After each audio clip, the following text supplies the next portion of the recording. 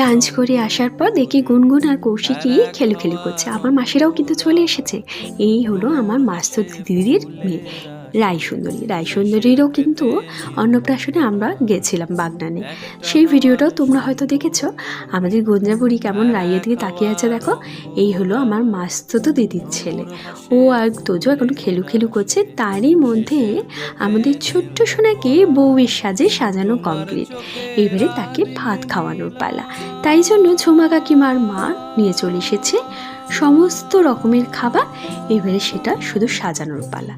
আজকে আমাদের ছোট্ট কনেটা তার মামার হাতে খাবে ভাত, আর তাই জন্য তাকে খুব সুন্দর করে সাজানো হয়েছে। তার মাও দেখো আজকে কি সুন্দর সেজে রয়েছে।